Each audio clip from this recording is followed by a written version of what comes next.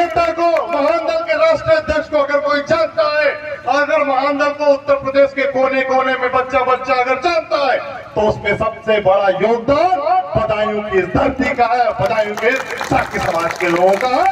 इसलिए आपको दिल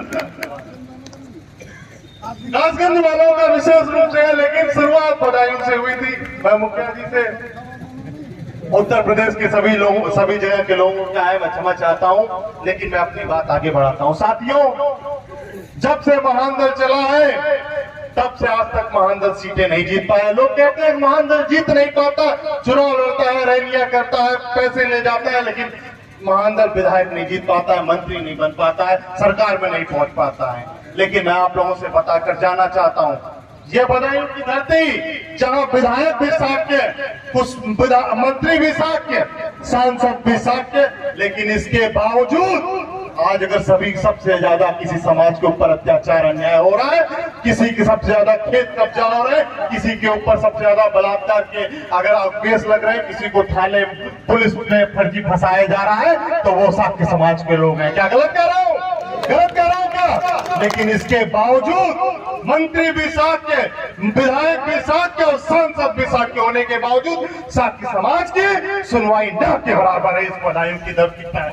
लेकिन साथियों, मैं कहना चाहता हूं कि महान दल बेशक सत्ता में नहीं पहुंचा हो, महान दल के पास बेशक विधायक मंत्री ना हो, लेकिन दावे के साथ कहता हूं कि बदायूं नहीं, उत्तर प्रदेश की में कहीं भी साक्य समाज के ऊपर अत्याचार अन्याय होता है तो सबसे पहले कोई आवाज उठाने वाला है तो आपका नेता, आपका भाई केशवदेव मौर्य है, जिसको आपने इतना मजबूत कर दिया है कि आज आपकी मुखिया की बात डीएम एसपी सभी सुनते हैं। क्यों?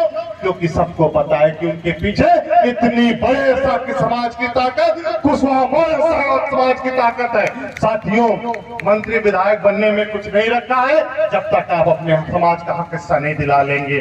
आप जिस दिन हक हिस्सा दिलाने लायक हो जाएंगे, नौकरियां दिलाने लायक हो जाएंगे, आपकी ताकत मजबूत हो जाएगी।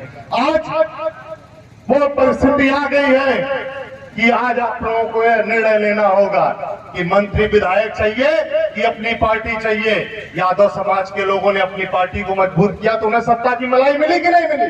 मिली। अरे देश से मिली कि नहीं मिली? जाटव समाज ने जब सिर्फ बहिन जी और मान्यवर कांसीराम साहब को देखा तो उनको ताकत मिली सत्ता की कि नहीं मिली? मिली। सबसे कमजोर कौम को भी सत्ता की 4 बार चाबी मिली। आप सम्राट अशोक महान के वंशज, भगवान बुद्ध के वंशज, क्या आपको सभी सत्ता की मलाई मिली? क्या आपको कभी सत्ता का सुख मिला?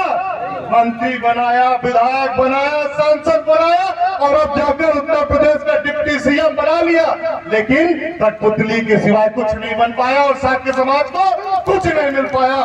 वादा करके जा रहा हूं अपने मुखिया के कहने पर, अगर महान दल के राष्ट्रीय अध्यक्ष कहें किसी पार्टी को वोट देना है, ये मत पूछो क्यों, यादव है कि जाटव है कि कौन है, आज से अपने मुखिया के कहने पर वोट देना शुरू कर दीजिए। वादा करके जा रहा हूं 5 साल बाद सरकार किसी की बनेगी, लेकिन चलेगी महान दल के राष्ट्रीय अध्यक्ष की, ये वादा करके जा रहा हूं आपसे। सरकार में मुख्यमंत्री कोई होगा, लेकिन सबसे ज्यादा नौकरियों में हिस्सेदारी अगर किसी की होगी तो साक्य समाज की होगी, क्योंकि अगर आप चाहेंगे तो सरकार बनेगी और आप चाहेंगे तो सरकार नहीं बनेगी। ज्यादा न कहते हो, बस एक बात का आप लोगों को बताकर जाना चाहता हूं। 2 अंतर होता है, एक पत्थर में और एक मूर्ति में इतना अंतर होता है कि पत्थर को तराशा जाता है तो वो जाकर मूर्ति बन जाती है और उसकी पूजा होती है, और जो पत्थर तराशा नहीं जाता कि उसकी कभी पूजा नहीं हो सकती। ये तराशे हुए पत्थर है, वक्त की मार खाकर मजबूत बन रहे हैं, समाज के लिए खड़े हैं, और जिस दिन इनको पूरी तरह तराशे जाएंगे, पूजे जाएंगे और समाज को मजबूत करेंगे। इन बातों के साथ बहुत बहुत धन्यवाद, आपका आभार, सभी को नमो बुद्धाय, जय महाराज। बहुत बहुत धन्यवाद।